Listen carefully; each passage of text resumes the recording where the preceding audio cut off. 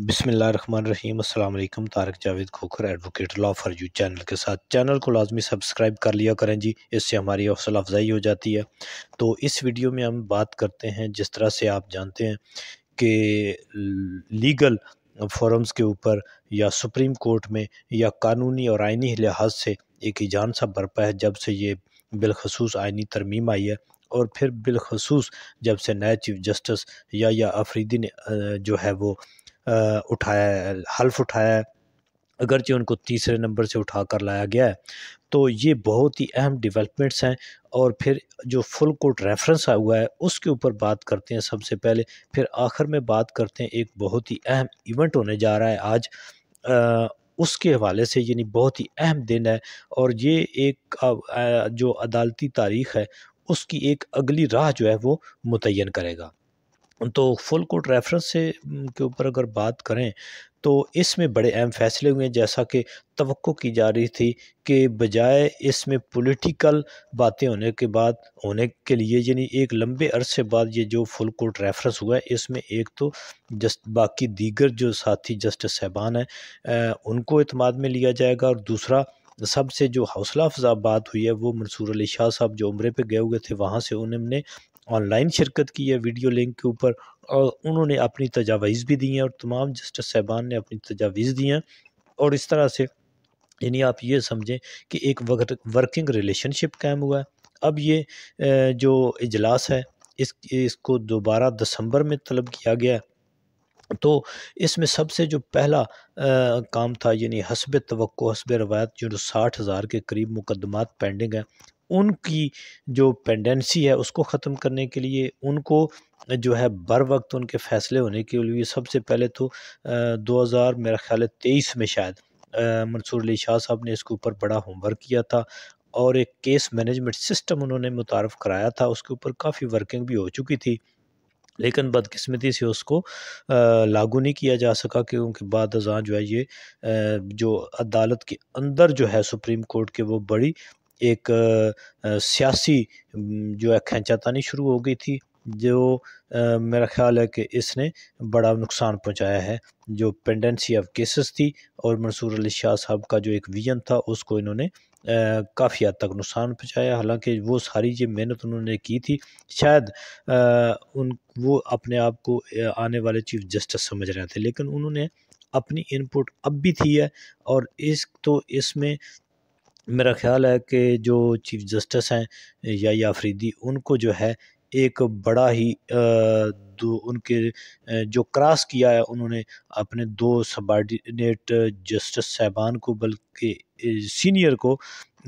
उन्होंने बड़ा अच्छा रिस्पांस दिया है और उन्होंने एतमाद का इजहार किया है। और फिर मेरा ख्याल है फुल कोर्ट में भी उनको एतमाद मिला है, क्योंकि जो कुछ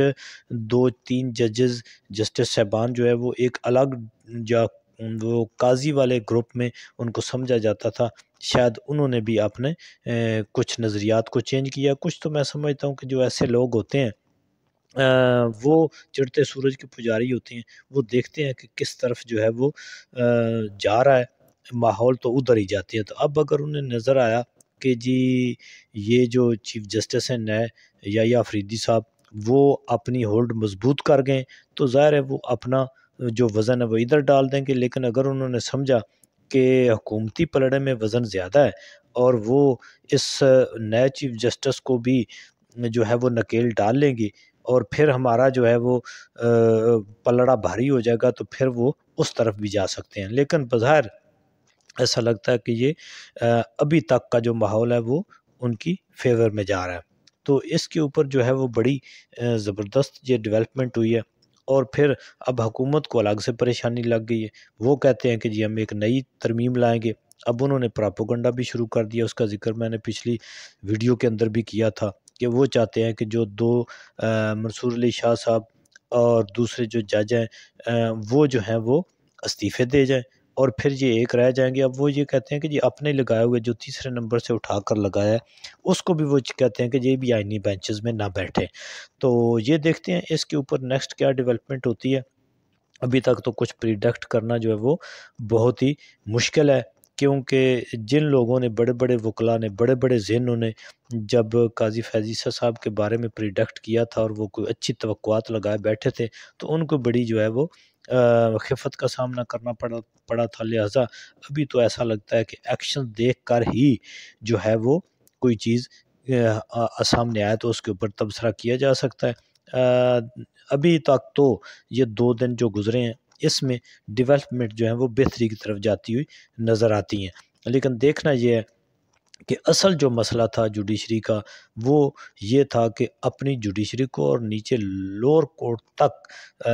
यानी मजिस्ट्रेट लेवल तक, हाई कोर्ट तक,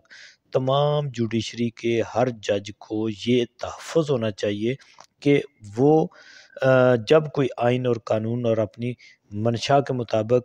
फ़ैसला करेंगे तो उन्हें कोई खौफ नहीं होगा। देखते हैं कि नए चीफ जस्टिस अपने जुडिशरी और जजेस के इस खौफ को दूर करके और उनके ऊपर जो एक दबाव है उसको कम करने में कामयाब होते हैं कि नहीं होते, ये बहुत ही अहम बात है। बाकी जो मुकदमात हैं वो तो इनकी ड्यूटी है जस्टिस साहबान की और सारे जजेस की कि वो बर वक्त निपटाएं, और अगर वो नहीं निपटाते तो ये उनकी अपने काम के साथ जो है वो क्या कहते हैं कि सिंसेरिटी नहीं है। तो दूसरी तरफ जो है अहम एक्टिविटी आज वो है सुप्रीम कोर्ट बार के इलेक्शन। सुप्रीम कोर्ट बार के अंदर जैसा कि हम देखते हैं कि पीछे आसमा जहांगीर जैसी एक मजबूत और आइन और कानून के साथ खड़ी होने वाली खातून, जिसकी बड़ी जद्दोजहद थी, उन्होंने बड़ी मेहनत से एक ग्रुप इस्टेब्लिश किया था। बदकिस्मती से उनके बाद ये ग्रुप जो है ये नाअहलों और जो क्या कहते हैं मैनेज हुए हुए, यानी एहसन भून और नज़ीर तारड़ जैसे लोगों के हाथ में चली गई, जिन्होंने ना सिर्फ वो खुद नाअहल थे बल्कि उन्होंने हुकूमती हथकंडों का में इस्तेमाल होकर और दीगर जो ताकतवर इदारे हैं उनके कहने पर उन्होंने, मेरा ख़्याल है कि आइन का हुलिया बिगाड़ने में अहम किरदार अदा किया है, और इसके ऊपर हुकूमत अब बड़ा पैसा भी लगा रही है। लेकिन देखना है कि ये बड़े-बड़े वकला देखें जी, सुप्रीम पाकिस्तान बार कौंसल में, सुप्रीम कोर्ट बार कौंसल में, और ये इधर बड़े और सीनियर और उम्र रसीदा, यानी ज़्यादा उम्र वाले, ज़्यादा एज वाले, ज़्यादा तजर्बा वाले, ज़्यादा पढ़ाइयों वाले, ज़्यादा पढ़े लिखे वकला होते हैं। तो मेरा ख़्याल है देखना है कि वो आइन और कानून के साथ खड़े होते हैं, वो या वो पैसे के ऊपर बिकते हैं, अपनी हाउसिंग स्कीमों को वो तरजीह देते हैं। ये अपील भी की है पीटीआई ने, इमरान रियाज़ खान ने, दीगर बहुत से वकला ने, कि वो अपने सीनियर्स को भी मजबूर करें। लेकिन जूनियर्स जो हैं वो किस तरह सीनियर को मजबूर कर सकते हैं, ये तो बहुत ही एक मुश्किल बात है। लेकिन ये एक इवेंट जो होगा, ये देखना है कि पीटीआई जिसका, वो मेरा ख्याल है उनका शायद बलूचिस्तान से ताल्लुक़ है, जो इनके ग्रुप के जिसको ये सपोर्ट कर रहे हैं। देखना ये है कि ये आज का इवेंट कितना कामयाब रहता है। अगर तो ये एहसन भून और आज़म नज़ीर तारड़ ग्रुप को जो है ये शिकस्त हो गई, तो इसका मतलब है कि ये आइंदा जो सुप्रीम कोर्ट है उसको भी, नए चीफ जस्टिस जो हैं उनको भी, आइन और कानून को भी, ये सब को जो है वो मजबूत करेगी। और अगर इन्होंने स्टैंड ले लिया तो मेरा ख़्याल है कि ये आइन का मज़ीद हुलिया बिगड़ने से बच जाएगा, और जो ताकतवर हैं, जो इस मुल्क में फस्तायत, जो इंसानी हकूक़ की खिलाफ वर्जी, जो आइन में बिगाड़, जो सुप्रीम कोर्ट में तकसीम, उसको मेरा ख़्याल है रोक लग जाएगी। और अगर ये कामयाब ना हुए तो फिर इसका मतलब है कि पैसा, ताकत और जो धौंस-धांधली, और फिर आखिरी हरबा इनके पास फार्म 47 की पर्ची है, हो सकता है। अगरचे यहाँ पे इस लेवल पे करना बहुत मुश्किल है, लेकिन चूँकि ये फस्तायत पे उतरा हुआ सारा निज़ाम है, तो मेरा ख़्याल है कि ये आखिरी हरबे के तौर पर ये ना हो कि ये कल एक और जो है वो शाम तक जो है वो आज एक और नई जो है वो फार्म 47 की पर्ची वो बना लें, और ये भून और तारड़ ग्रुप को जो है वो जितवा दें। हालांकि मेरा ख्याल है कि अगर ऐसा हुआ तो आसमा जहांगीर की रूह को जो है वो बहुत तकलीफ़ होगी, और इनको चाहिए, जो जंग वकला है स्पेशली, और जो इस चीज़ को समझने वाले हैं, उनको, या जो आसमा जहांगीर के नज़रियात के साथ हैं, मेरा ख़्याल है कि वो कभी भी भून और तारड़ के नज़रिया को जो है वो कामयाब नहीं हो सकते या उनके साथ वो साथ नहीं दे सकते। लेकिन आज का दिन बहुत अहम है। आज एक यानी सुप्रीम कोर्ट का वकला का जो एक